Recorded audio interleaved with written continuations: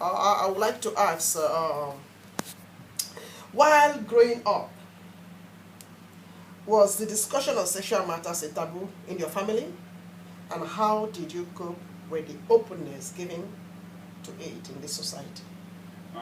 I'll start by answering that question. In my family, we were very open about it. Yeah. My parents was telling me, my cousins, my older cousins, my uncles, they were all telling me about sex and how I should be very careful about it. Mm-hmm. But I think to our respect of their knowledge, yeah. I think that they should have been more bolder and more, they should have cut themselves out of the normal way of thinking. Because if we keep one beat to the drum, that beat to the drum will pass on. So if we my parents, if they had no more, if they had be bolder enough to tell me about it, then I would have known more about it, you know. So if the parent gives 100% to the child, yeah. the child will take over 100%. But if you keep 50% for yourself, yeah. that 50% will also be something that the child will miss. Okay, so what you are trying to say to our listeners is that it was not very open. Parents are not very open discussing, or my grandparents are not very open discussing sexual issues. Yeah, I think they're not that as open as they want to be, because they themselves, I think they have been accustomed to this lifestyle here, and they're trying to adapt to it. The lifestyle here? Yeah, the lifestyle here. I think they might be trying to adapt to it, or they don't want to get conflict with the society here. But I think they should step it up, even if it's, because if they step up more to it, then we ourselves will learn more about it. What of you, Emmanuel?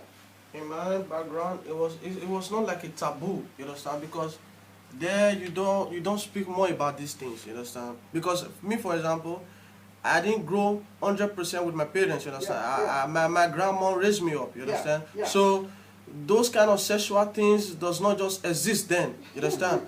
But since coming here, it's everywhere, you understand. Yes. Then you want to know about it, you understand. You want to study more. Then it becomes part of you, you understand. It's just by the grace of God that we can have this kind of self-control, yes. You understand. Because when you see things, you would like to know more about it and to put it in practice, you understand. It's just by the grace of God that we can sustain ourselves, you understand. Yes. So, but I was not opportune in this kind of aspect when I was in Africa, you understand, like, yeah. Give me the chance to know more about these things, you understand. Yeah, yeah, yeah. So, but you come here to Europe, it's everywhere, you understand. So, you want to learn from it, you understand.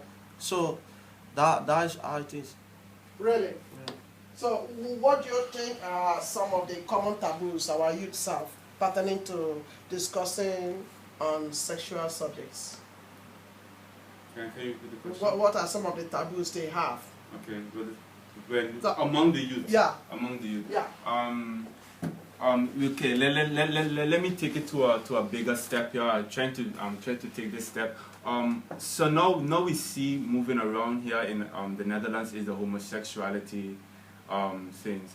And once a child he's gay or has a homosexual behavior, I think it's very taboo for them to even say it as, you know, as migrants, because they themselves have come from a place where it's not accepted. Yeah. And once they come into a place where it's accepted, they don't want to be overshadowed. They don't want to have that bad eye looking upon them from the island peers, from the country peers, you know. Yeah. So there is taboos in it, and sometimes for straight people, and there's not as a taboo as we would want to see.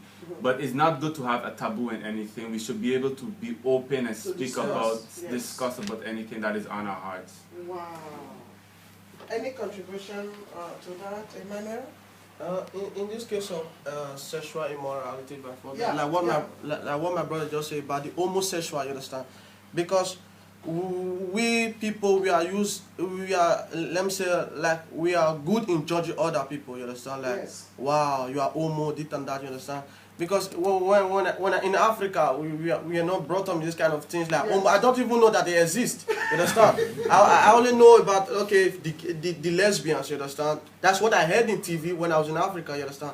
Like, me seeing them, like, in the metro, I'll see a guy and a guy holding each other, you understand? Yes. And it's accepted here in Netherlands, because if you see most of the corruptible things that outside Europe is not acceptable. If you see in Netherlands, everything is acceptable here. Yes. You understand? So we are more exposed to the. You see, this kind of people, they are even shy of saying it. Yeah. You understand? Because then themselves know that this thing is not right. You understand? So because they don't want to learn, also they try to keep it in secret. Yes. And that is a secret spirit also, because you keep it for yourself. You understand? You keep it secret. You are not open-minded. Yeah. That's secretness. For example, a person that masturbates. He masturbates in a place where there's nobody. Yeah. And that's a secret spirit. Yeah. You understand?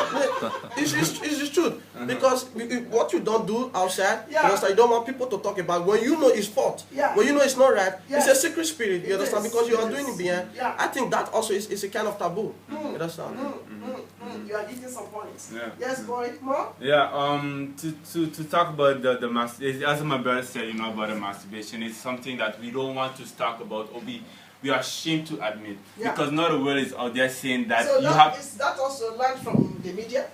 I know yeah, it has something to do with the media, because that sexual thing has come into our minds and we want to experiment. And when the time comes, I think we all start at a young age. I started at a young age. When I started today, I was a very young age, and I was trying to experiment and see why is this giving me pleasure. So the media also contributes to some taboos that we don't want to speak about. And I think we should speak about it. Whatever homosexuality, masturbation, pornography, anything that is out there, and if it's on your mind and you're doing it in secret and you think that is a taboo, take nothing as taboo. Just speak about it. Be open about it. Now, because of our time, I have one more question before we sign up. So how do our West African youths contrast with their native Dutch counterparts in their exposure? In their exposure and response to media contest on sexual subjects. How do they contrast? Can you How do the migrant youths, is that what you said, Apostle Larry? Okay. How do migrant youths contrast with their native Dutch counterparts in their exposure and a response to media content on sexual subject? Yes. Because both the youths here and the ones from this country. Yes, okay. I think no, we were trying to do a competition. When we come here, what I see with my own eyes, I think that the West Africans and or we, people from outside are just trying to do a competition with the ones from this country. Say, I know more of your culture than you think you know. Then we start to experiment more, and I think that's the people from this country themselves, they're into it. They was born in it. They take it as life. Yes. But we take it as a new adventure. We're trying to be pioneers of it, or we're not even the pioneers. Yeah. I think we should keep to the doctrine that has been given to us by our parents in the places that we come from. And if that doctrine, if that knowledge is not good, we should change. Even though we're in Holland, we should be a light. We should be a difference. You see, we are from Africa, and we will do it different no matter where we are. We have respect for ourselves, respect for our parents, respect for our country, the places, the things that they've taught us, and that is very important for us to do. Wow. What is your advice to those who have listened to us today, Emmanuel and Ruben? So let me contribute to what my brother just said. Say it, honey. Say it. As Aqua said, that charity begins at home. You understand? Yes. Like for you to see a very good house that exists for like 20 or 50 years to come, it's based on the foundation. You understand? If the foundation is good, then everything is good. You understand? Like in Africa, you see when you are with a girl outside holding hands. Somebody see you, they go and tell your parents. When you get home, your parents will beat you up. You understand? Because they don't want to see kind of thing. Or you want to watch porno, you do it in secret. You understand? Because you see it everywhere outside. You see that is common. That's just their lifestyle here. You understand? And when we come here, we want to be like them. You understand? And that is very bad. You understand? Yes. Like you try to forsake the things you learned just to partake in what people are doing. You understand? And that is. It's evil, you understand? Because it's like you are more in a respect of men than respect of God due to how you were brought up, you understand?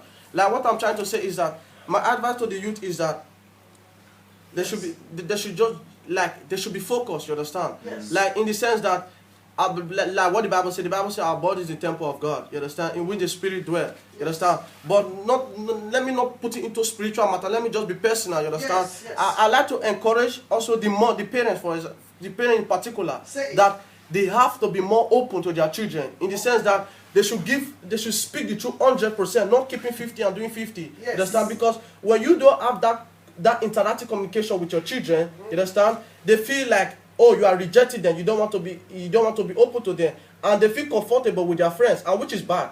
You understand? Because I believe the parents know more about this youth, and I also try to encourage the youth that no matter what, try to find a place in your heart to forgive your parents, because maybe they are not open to you, but also try to understand your parents that what your parents teach you is one of the most important things you have to carry on. Not what your parents tells you or what your teachers tell you. It might be good, you understand, but your parents know everything about you, and I believe that your parents, yeah, they know the truth, you understand. So I believe that also the parents should more, please, I'm begging the parents, we should please be open to our children, like more in communication. Thank you so much. Thank you, Emmanuel, for the sake of time. 1 minute, just say 1 second.